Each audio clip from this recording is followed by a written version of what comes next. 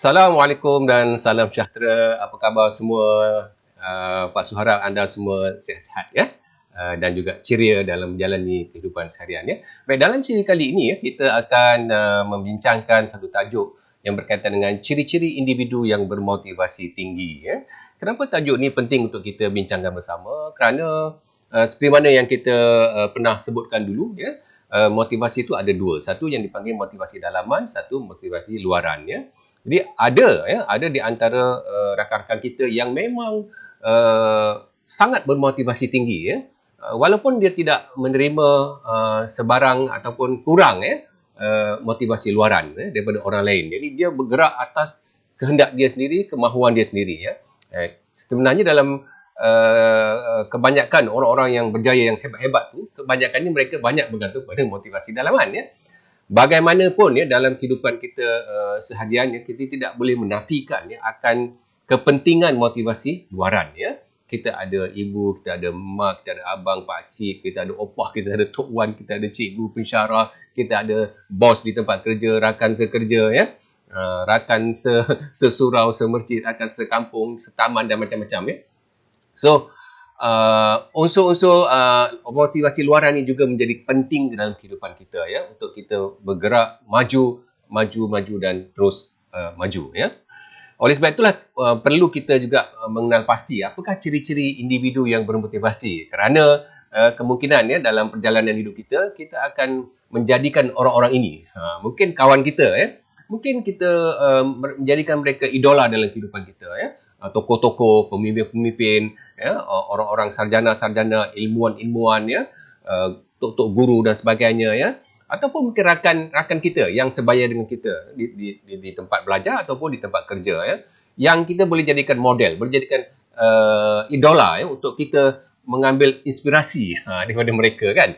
Kita mengambil inspirasi dan melihat tentang kegigihan mereka, kita menjadi gigih seperti mereka ataupun lebih daripada itu. Ini yang penting untuk kita bincangkan mengenai tajuk ciri individu yang bermotivasi tinggi ni ya, bermotivasi tinggi ya. Baik. Kalau kita lihat ya di sini ya, ada 8 ya. Pak Su akan bincangkan 8 ciri individu bermotivasi tinggi ya. Yang pertama ialah bersikap positif.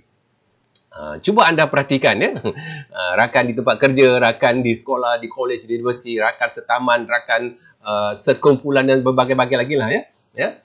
Kita tengok orang-orang yang hebat ni, orang-orang yang menjadi juara, orang-orang yang super ni kan, kebanyakan mereka bersikap positif terhadap diri ya, dan juga terhadap orang lain.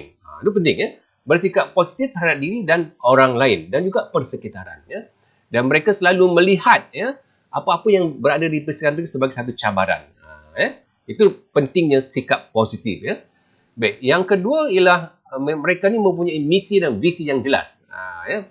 Mereka ada misi dan misi yang mereka nak capai ya. Sama ada jangka pendek, jangka panjang, yang kecil, yang besar kan ya. Yang berkaitan dengan pelajaran, berkaitan dengan kerjaya, yang berkaitan dengan kerohanian ya. Mereka ada cita-cita ya, ada azam, ada misi dan visi yang sangat jelas yang boleh diukur ya. Sebab tu mereka bergerak ke arah itu. Bergerak ke arah untuk mencapai visi dan visi yang dia tetapkan dalam kehidupan ya. Okey. Dan yang ciri yang ketiga ialah berdedikasi. Ini memang ya. Kita jumpa siapa-siapa pun yang hebat-hebat, yang super-super ni kan. Dekat tempat kerja kita, rakan sekerja kita, mungkin bos kita, mungkin jiran kita ya. Mungkin rakan sekuliah kita, pensyarah kita, guru kita ya. Atau kalau kita duduk dekat asrama kadang-kadang ya, pegawai-pegawai di asrama tu yang menjaga kita ya, kadang-kadang mereka ni orang-orang yang hebat-hebat semua ya. Bahkan kadang-kadang ada setengah orang menjadikan secara tidak sedar ya, mereka belajar ya, atas kegigihan orang tu mereka mendapat semangat. Ini berdedikasi namanya ya. Okey. Yang keempat ialah komitmen yang tinggi. Komitmen yang tinggi ya. Biasa kita jumpa ya, Pak Su dalam pengalaman Pak Su kerja, Pak Su berceramah di merata tempat lah ya.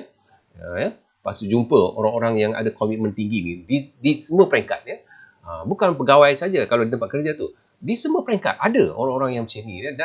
Dan Pak Su sangat banggalah ya melihat beberapa rakan Pak Su yang bermula dengan SPM saja, itu pun pangkat 3 ya. ambil kelas malam ya, buat diploma, lepas tu lulus, ambil kelas malam lagi buat degree, lulus ya. Ambil master pula, lulus lagi, ambil PhD, lulus lagi pula ya. Ini orang-orang yang memang dalam kerja ke, dalam belajar ke, dalam kehidupan keluarga, memang komitmen mereka sangat tinggi. Sebab itu mereka menjadi super. Itu ciri yang keempat. Baik. Ciri yang kelima ialah competent. Competent ni ada satu tajuk khas yang Pak Su akan bincangkan dalam siri akan datang. Tapi untuk kali ni, bolehlah kita katakan bahawa competent ni maksudnya orang yang mempunyai ilmu, pengetahuan, kemahiran dan ciri-ciri atau trait-trait personality yang sesuai. Yang memungkinkan untuk dia melakukan sesuatu dan mendapat keputusan yang hebat. Keputusan yang cemerlang. Keputusan yang tinggi. Ini dikatakan competent. Orang itu competent dalam bidang dia. Kalau kita pelajar, kita kena competent dalam pembelajaran. Kalau kita sebagai staff ataupun pekerja di tempat di jabatan, di syarikat sebagainya, kita kena competent dengan skop kerja yang kita lakukan. Kalau kita ahli sukan pun kena competent juga kan. Bahkan kalau kita nak berkebun pun kita kena competent juga. Kalau tidak, kita tak dapat hasil yang kita harapkan. Baik. Jadi kalau kita perhatikan tadi kan ada lima ciri-ciri individu kan kita dah bincang 5 ni yang memang sebenarnya kalau kita hayatilah dalam kehidupan kita kan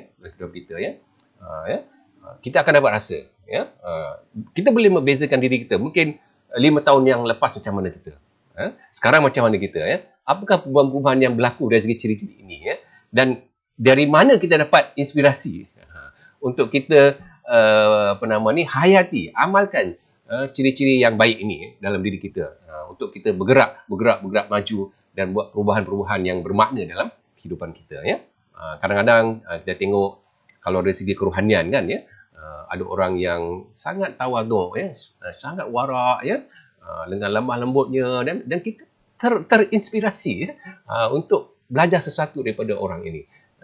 Jadi itulah yang kita maksudkan pentingnya kita tahu ciri-ciri individu yang bermotivasi dalam persekitaran kita tak kiralah pangkat apa ke kerja dia apa ke itu tak kisah, yang penting orang itu orang yang baik-baik yang kita nak jadikan idola dalam kehidupan kita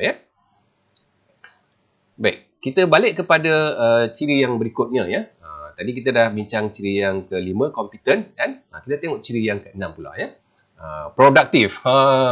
Ni dia, produktif Biasanya orang-orang yang hebat ni kan, orang-orang yang cemerlang ni memang sangat produktif Kalau dia ni terlibat dalam penulisan, banyak buku yang dihasilkan, banyak artikel yang kalau dia ni terlibat dengan projek banyak projek-projek yang berjaya yang dikendalikan Kalau dia ni pelajar umpamanya bagi cikgu bagi apa pun cikgu bagi group work ke individual work ke kan, cikgu bagi tugasan ke dia terlibat dengan persatuan dekat sekolah, dekat kolej, dekat universiti ke, dia memang produktif.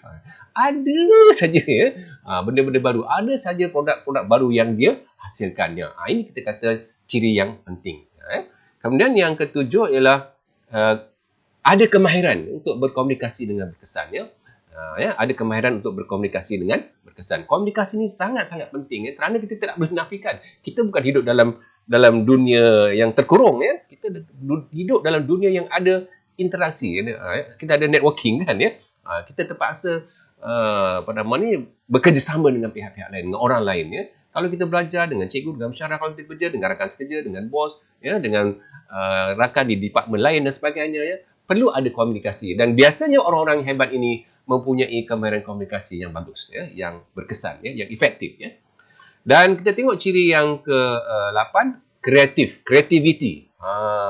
Ini pun satu ciri juga yang Pak Su rasa sangat obvious lah, sangat jelas ada pada orang-orang yang hebat ni Ada je benda-benda baru yang dia cuba nak lakukan Dah buat macam ni, dia rasa dah elok dah ni dah elok dah dia buat macam ni dia buat benda lain pula dia cuba buat inovasi lain pula dan inovasi itu diterima kadang-kadang oleh jabatan, oleh syarikat dan kalau masuk pertandingan dia dapat anugerah dan sebagainya. Ini kreativiti.